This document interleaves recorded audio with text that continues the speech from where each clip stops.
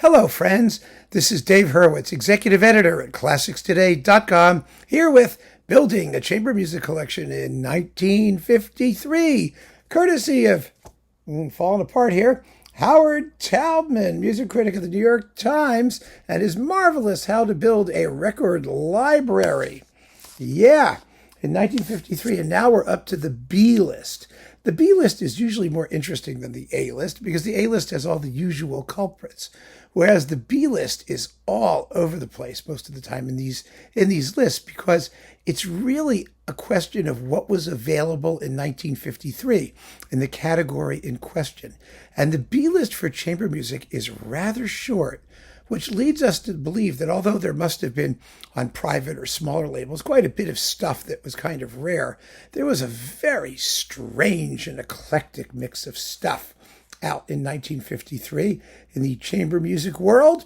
And here is the list. It's quite brief. It's quite short. It's only like a page and a half here. But there's some really amazing stuff in here. So let's just go through it, shall we? Barber, the string quartet. Yeah. See, most of the contemporary stuff is in the B list. So the Barber string quartet is there. And of course, that has the famous Adagio, which in 1953 had not yet quite become the famous Adagio. I mean, it was premiered much earlier in the 40s. Toscanini played it, for example. But it was not like ubiquitous. It wasn't the Barber Adagio. It was still known as the middle movement of the string quartet.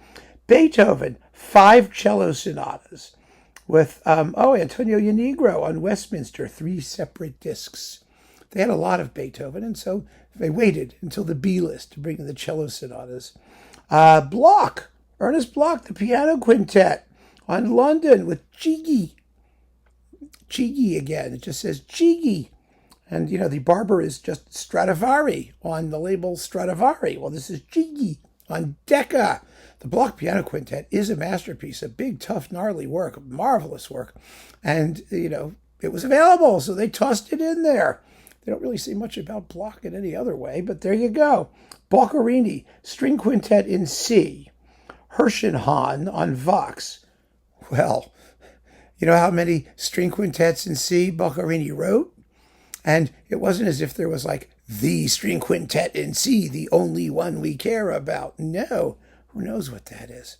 I mean, looking back on it, if you were there in the day, you would go to Vox, you would see, there's a Boccherini quintet in C. We might as well get that one because there weren't going to be very many more. That's for damn sure. Borodin String Quartet number 2 in D with the Hollywood Quartet. Yeah, fabulous. The Hollywood String Quartet was amazing. Absolutely amazing. It had Leonard Slatkin's mom and dad in it. No, they were great. So there you go. Fauré, the piano quartet in C minor, played by Paganini, the Paganini something, on Victor, and violin sonatas 1 and 2 with Jean Fournier on Westminster, not Pierre. I know it was a whole thing in that last chat. So Fauré, okay, that's great. I mean, 3 major Fauré chamber works. That's really quite something in 1953. Franck, the piano quintet and the string quartet.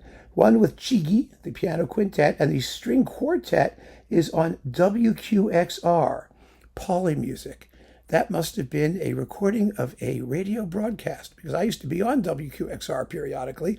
It was the New York Times radio station until it merged with WNYC and WNCN, and it all became public radio sort of thing in New York. But wow, the two other major Franck pieces, aside from the violin sonata, those are nice to see.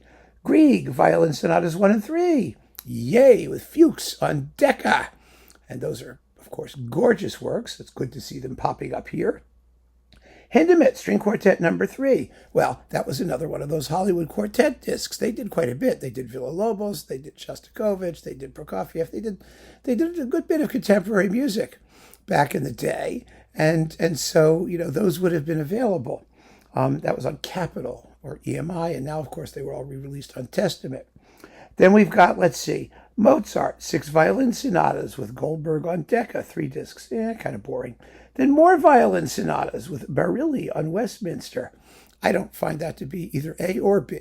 I mean, Mozart's violin sonatas, some of them are quite beautiful, of course, but, they're just not terribly essential as far as, essentiality goes.